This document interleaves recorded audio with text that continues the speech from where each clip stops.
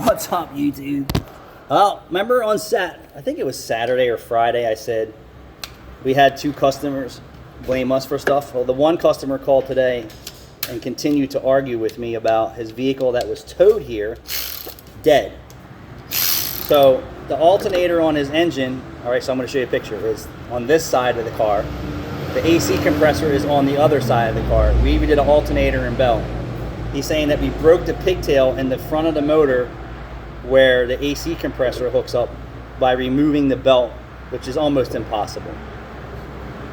So I'm up there on the phone with him arguing. Well, Rachel had him first, and then I got on the phone. I pulled up the engine diagram. I was like, God damn, the AC compressor is the front of the engine near the bumper, and the alternator is in the back near the firewall.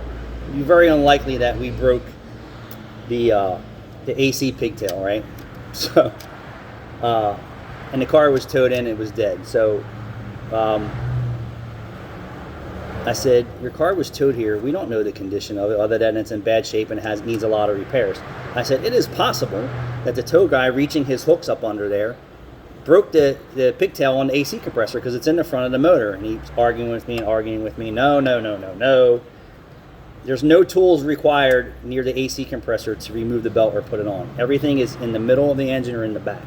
So I tried to explain that to him, and he's just arguing. And he's like, and what did you guys do to my exhaust? It's louder.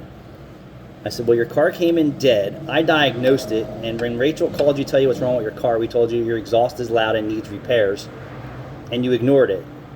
And he goes, well, were you working on it because it's louder? I'm like, your exhaust is rusted off your car and leaking in loud upon us initially inspecting it.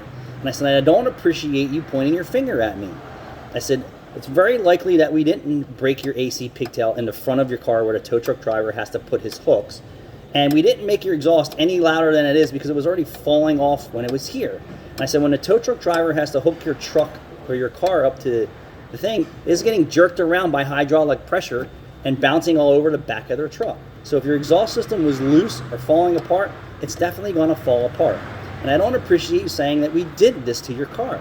I said, did you call the tow truck company and blame them for breaking your AC and making your exhaust louder? Because you already admitted to me that it was loud, but it wasn't as loud until we were done with it.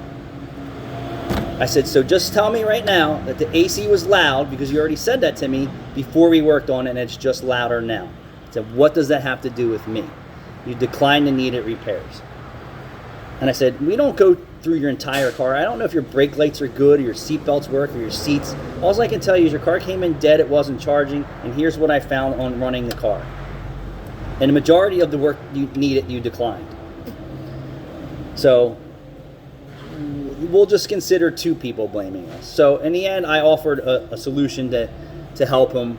But my biggest problem with this dude is, why didn't you call the tow truck company and tell the tow truck company that your AC isn't working after they towed it to Meineke, and your exhaust is louder after they towed it to Meineke?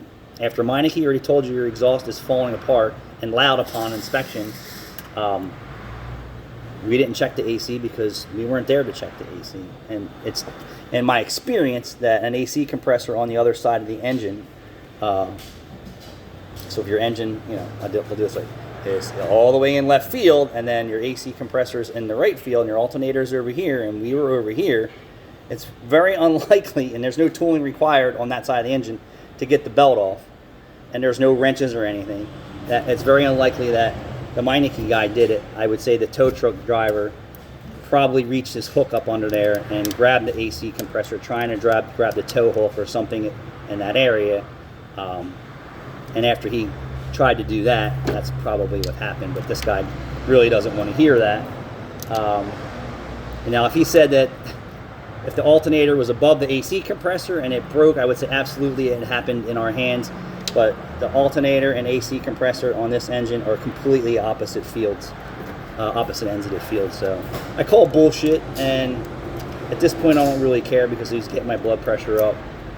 But what do you do? And, I tried to come up with a peaceful solution to this guy. He just wanted to argue and point his fingers at us. Chances are it was the tow truck company that irritated the exhaust even worse, right? Because they have to jerk the car to strap it down. and it's not no luxury or new high-end vehicle, so I doubt they use tire straps. Most older vehicles I see on hooks, and I've seen power steering lines ripped out, I've seen brake lines ripped out, I've seen suspension components bent from tow truck guys. So I'm not shocked. I've seen ABS harnesses ripped out. Just the way it is.